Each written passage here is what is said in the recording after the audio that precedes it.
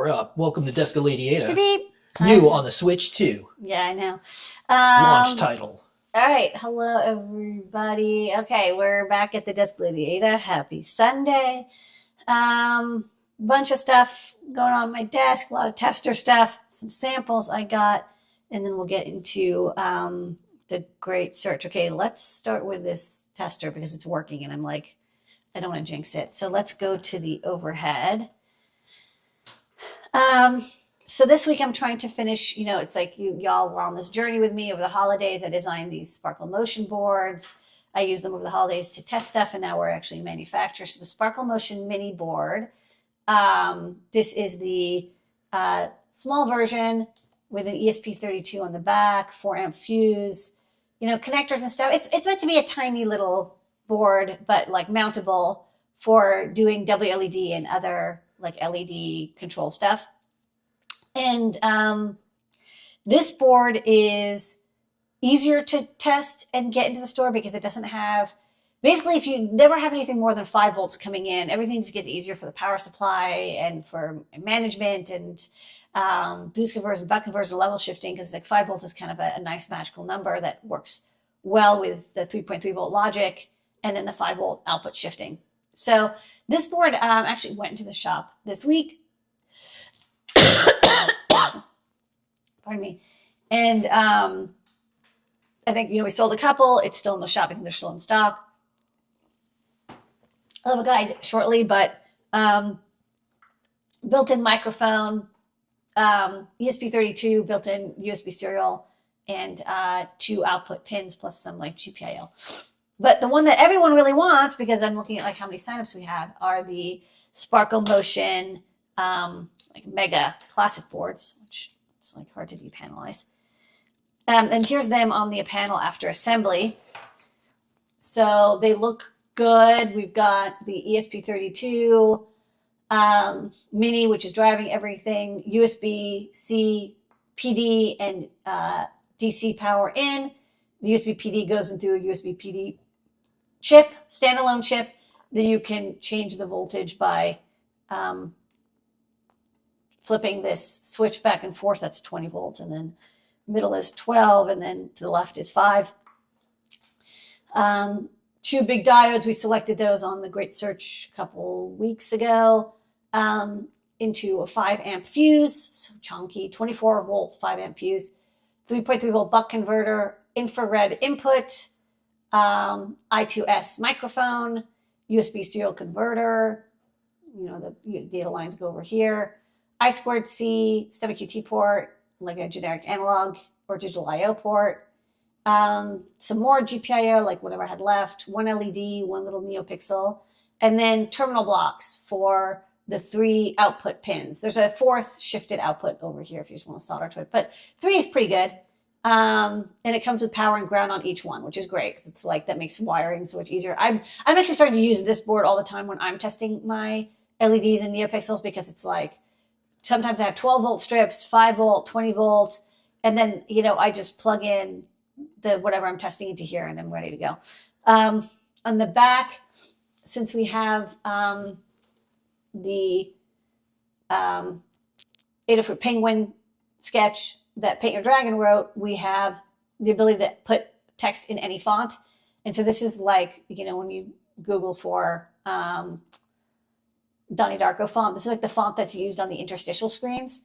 I don't know. It's like some, whatever, gothy font. The numbers are not super visible. I think it's still legible. It's always a trade-off between legibility and funkiness, but I think it's okay. We'll also, of course, have other documentation, but I like, we have all the microphone, the pins, the JCSH, what the I2C is, kind of everything, the IR remote, what pin it is, the NeoPixel. So you can very quickly configure it, like test points and stuff. And then which ones are 5 volt logic level shifted. So all good. The only thing is I had a lot of trouble with the tester, and like I spent like easily a dozen hours on it. And it actually wasn't the fault of like anybody. It's like some of the board, when we do the first run, it's always we're figuring out like what is the like heat and how long and like how much paste and like, like do we need to like do inspection or whatever. And so I think that the first like two boards that I pulled out, one of them had like a bad ESP32 connection, like the pads weren't soldered. Another one had um, either a bad I2S microphone or bad, again, pin connection to the ESP32. From what I remember, I believe I might have picked 2-ounce copper for this PCB. I don't recall off the top of my head. And if so, that also has a big effect on solderability. Like the 2-ounce copper, so you have to have a big ground plane. It sucks the heat up. And so it becomes, you have to have like higher temperatures for longer to heat all the paste, to get all the little mini pads underneath this module to solder in. So when you have this like shield on top, which is like a metal shield, like basically everything is fighting your ability to get the temperature to the right amount. But then you also don't want to over temperature because that will char the plastics. There's a couple plastics here. So always a challenge. So I did get a tester going. Let me see if I can carefully, let me take the,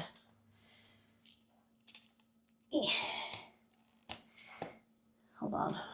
There's like my scope probe here, this, and then this cable. The only thing is I need like a bunch of power supplies. Is this going to be long enough? Wait, hold on.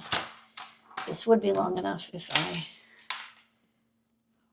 pull this out. One moment.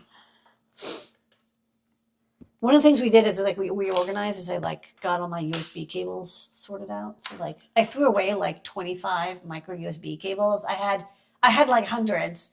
And I was like, well, you never know, I might need them. But then I tossed out all the ones except for like the really nice ones. Okay, so this is okay. Yeah, it's like self-testing. Okay.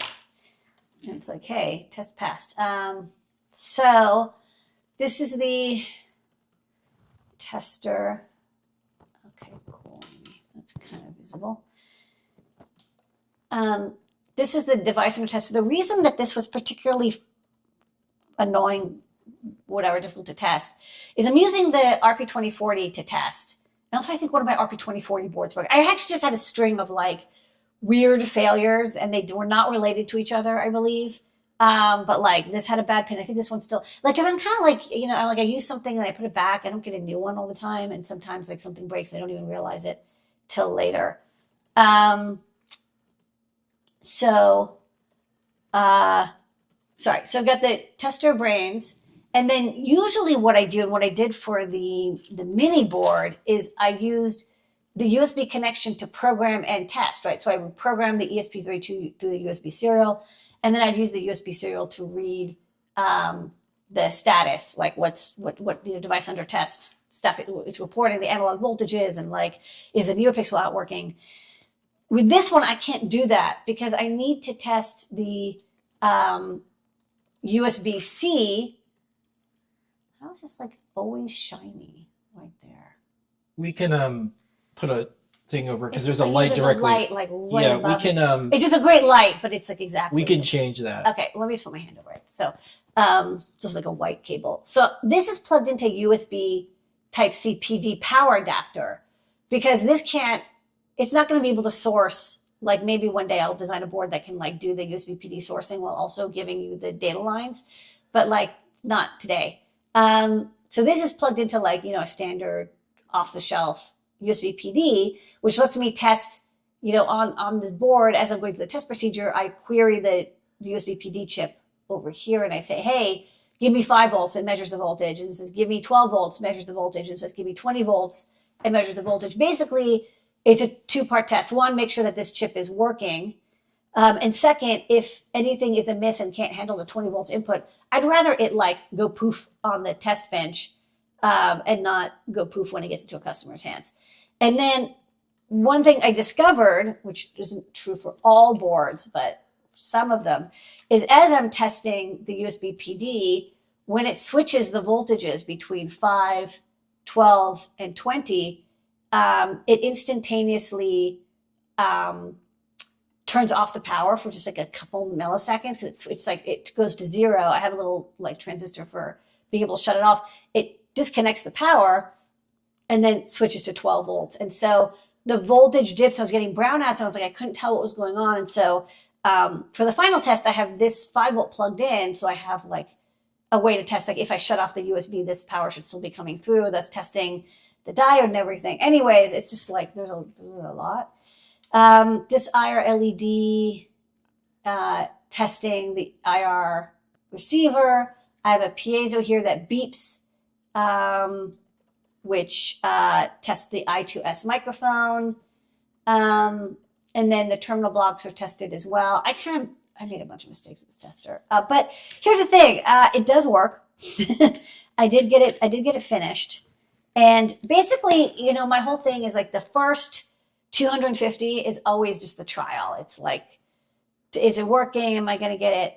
Like, is it functional? Even if I have to it's like sometimes I hand test the boards myself instead of having somebody on the test prep team. Just so it's, I can make sure it gets out the door. So I'm make a couple tweaks to this test where you can see there's some wires soldered in that are a little bit, wonky. But I'll test those and, I'll be able to get these boards into the shop this week. So the screen's so bright. The light in here is too good now in my new office. So that's good. So I learned a lot. One of the things I actually did with this tester is I used Claude. So let's go to the computer. So I'm really, really loving Claude. I think last week or the week before was my first time using it. And I just kept seeing people on social media being like, oh, Claude is my best friend, making little jokes, I'm marrying Claude. And I'm like, well, what's I kind of was like, oh, LLMs are all the same, but it turns out there's actually, fairly significant differences in how they use their training data. So I used it to do the IR. I mean, I'm not going to go through the whole thing because it's long, but I had my IR testing sketch from another platform, and then I ported it to this one, to ESP32, which is non-trivial, right? Because with the ESP32, your interrupts have to be in RAM, and you have to use the RMT and da-da-da. And also, Espressif recently changed their board support package to be the new 5.2 or whatever, and then in Arduino it changed to 3X, and a lot of APIs changed. And I also bumped into this issue where I was using, because I was whenever I make testers, I use old code and I kind of recycle it because it's this I2S test code worked before, I'm going to use it again. But the I2S test code was actually, I was getting these really weird errors because it was, and there's an issue on GitHub that later I found that was about this. When you do analog reads, you're using one driver. When you use I2S, because it uses, I was using the old legacy driver and it was using a legacy version of the ADC, and then it was conflicting. It was you have to use the new gen driver. I did eventually figure out, and Claude was actually kind of helpful. It was able to kind of I would keep telling it what is this talking about? It went down the wrong direction. It thought that the analog input was wrong, but once I gave it some hints, it was oh, the I2S is using the old version, and then it rewrote all my code correctly. So that was, it seems to be definitely smarter in some sense than the ChatGPT. Okay. All right, so let's go back. Okay, let's go to the overhead because I'm going to show some samples real fast. So anyway, the upshot is Sparkle Motion Board should be installed this week. And then once I get the tester redone, it'll be smooth sailing. So if you'll remember, a few weeks ago, I designed this board. Let's see. Yeah, as I was doing the sparkle motions, and I was also doing some sample tech. By the way, half the times, if I don't use a sample, sometimes it inspires me to design something. So I had these samples for this really kind of I felt I'm sure it's fine, but I was not into carrying it. This low cost Bluetooth NeoPixel driver thing. This one has my board in it to test. Hold on. This is what it came with. It has IR, a button, and then this super cheap Bluetooth low energy chip. You can see the little antenna trace here. And you solder the wires directly, and that's all it does. And I was like, well, I don't want just BLE, I want Wi-Fi, so you can use WLED and other tools. And this, plugged into here, and then it had a little button. And I think I talked about this and I showed it off. And I was like, I really like the design. I like that it has IR and a button. And I just was like, I don't like that it's not Wi-Fi. It's not ESP. It's not this chip that's one-time programmable. So I designed this board, and I was like, well, I don't know what the final enclosure is going to be, so let's just design it for this case just to see if I can even get it working. And it does work. I think I made a couple mistakes about like the mounting, but not bad for my first attempt. And it would go in here. And I was like, well, maybe I'll get this case. But then I went on a bit of a sample flurry to get enclosures, and I got this enclosure, and I'm actually like, this is like kind of perfect. What I like about this enclosure, it still has that little button. It has a little button dongle thingy on the dongle. And it has a USB socket. And then the other end, it's opened, which is great because I can have the terminal blocks come out. I can even use edge push button terminal blocks. Maybe that could be kind of fun. So it's very compact. And then this fits, I have, more than enough space to, because of the mounting holes, I do have to have the PCB kind of go to the edges in a sense to kind of get hugged. So when it snaps in, it snaps in solid, because right now it's a little bit loose, like it's going back and forth because the PCB has to go all the way to the edge here. And so it's held in place by the enclosure itself and these nubbins. But the nubbins are reasonable. Like this had way more annoying nubbins like these, which are like, oh, it always goes through exactly where I want my components. So I like this, and it comes with a little cap, so you can, this is just a simulation, but you'd have the PCB like this, and then like this, and then the button's actually kind of close. The button actually doesn't have to be a tall type either. It has this little actuator, so I can use like a standard button, and then you can, cap it like so. And then, so I think this will be really nice. I think like a sparkle motion stick would be really cool. And I'm wondering, I might have enough space to make a version that would have a USB-C sticking out here maybe instead. And then it could be like, a USB PD. I don't know though, but still 5 volts USB covers like a huge amount of folks' desires for like a Wi-Fi, like Trinky, for like sensor stuff. Like I'm designing this for the WLED, but also would be really good for like a generic like Trinky design with a USB, with a display. I don't know if I have any of my feather boards handy. Hold on, let me dig through my. Do I have any displays? Oof. No, not really, but maybe I'll fake it. So it won't fit a feather, but it might fit like the displays that I sometimes put on the back of the feather, which of course I don't have one on hand. But like a slim OLED or a slim TFT, and then this could be like, a sensor node that plugs into USB, and then maybe has like a STEM QT connector on the end here that you can connect to. And then another thing that I found kind of funny was the size of this Wi-Fi mini module, which a lot of small, there's the expressive modules come in, is exactly the same size as fits in here. So even better, what I'm looking forward to in this redesign is that I can have the Wi-Fi antenna stick up to the side, not out to the edge, and so that I don't like this, like the antennas at the edge of it. It's not the edginess. I feel like it should be, even if there's stuff to the left and right of it, I think it's better if it abuts like one edge of a circuit board. This works fine. Expressive chips are very forgiving of abuse, but still, I would prefer not to have any traces run underneath the antenna. So this way I'd have the antenna, this would be rotated. So we'll see. How are we doing on time? You're doing good. You've been at it for 20 minutes. Oh, wow. Okay. A little bit longer than usual, but I want to show these samples. Okay, cool. Let's go to the Great Search. Where in the world is that part I need? The Great Search with DigiKey. The Great Search brought to you by DigiKey and Adafruit. Every week, Ladyada uses her power of engineering to help you, yes, you find the things that you're looking for on digikey.com. This week, we've got a dinosaur. A dinosaur. All right. We experienced a rapid, unscheduled disassembly of a dinosaur.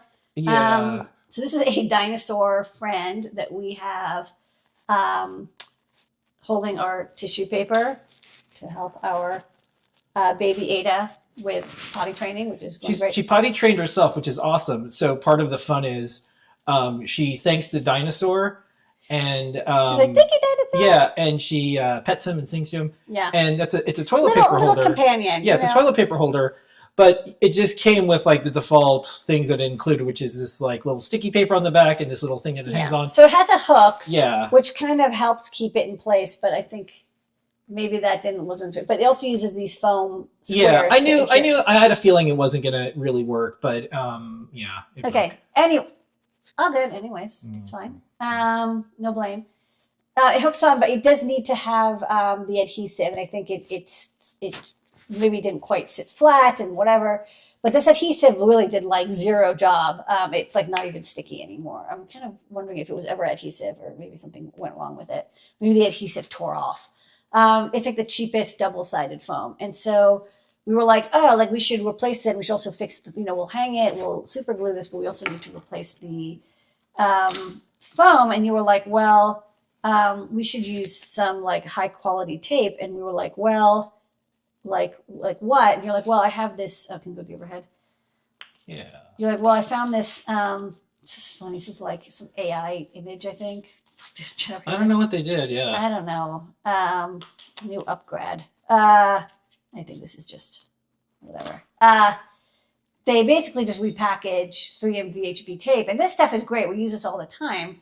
VHB tape is the bomb, but the problem is that this is much thinner than we need. We need a much wider roll to be able to adhere this dinosaur. Although I'm sure if we put a ton of this on, but I'd rather get the right stuff. So I was like, oh, let's just go to DigiKey and we'll get a roll, and we'll get a lot, but we'll use it forever because this stuff is great for anytime you have to adhere something strong. So here, dinosaur friend. Okay, dinosaur friend. So let's go to DigiKey.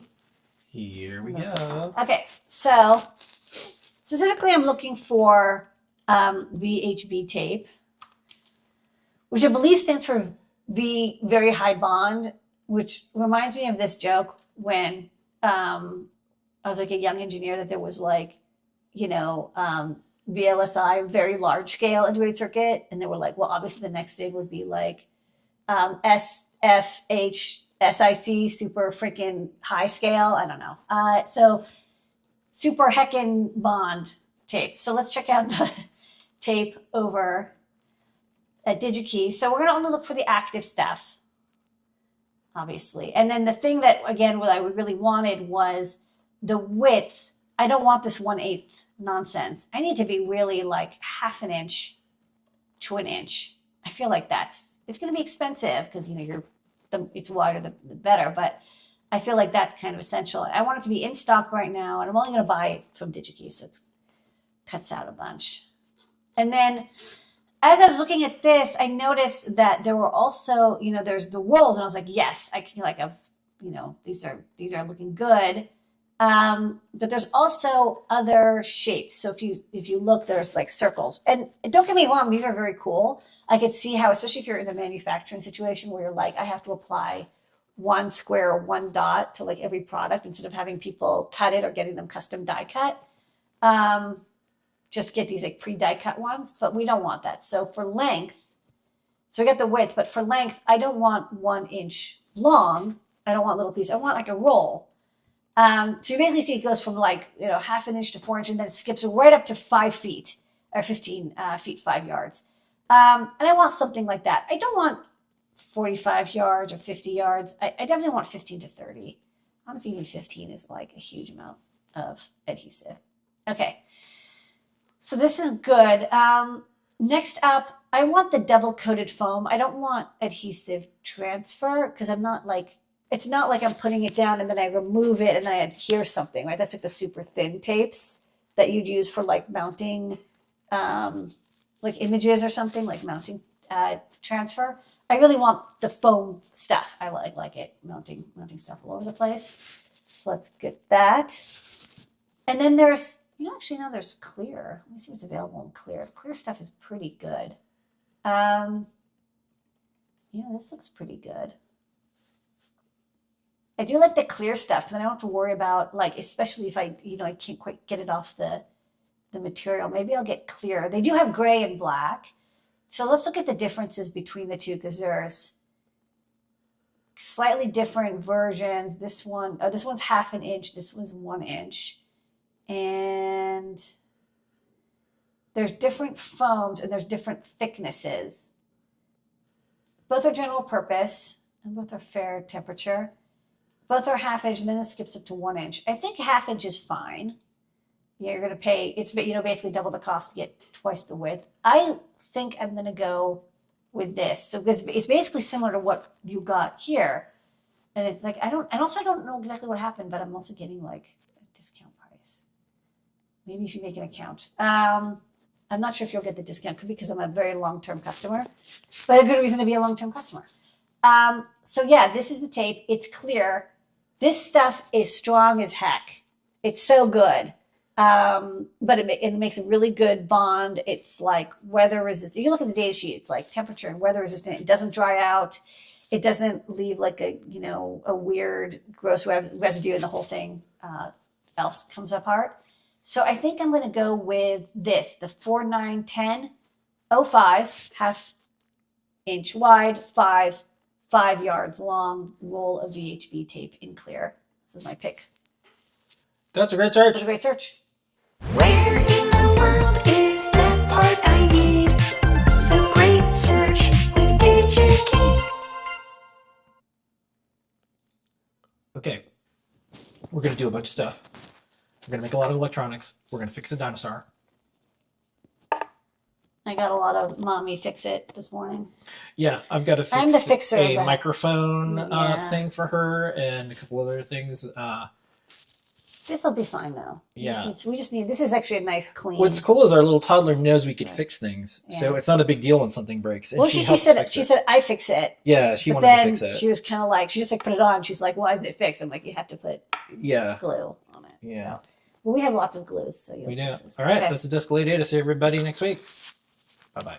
Bye, everybody. Rawr.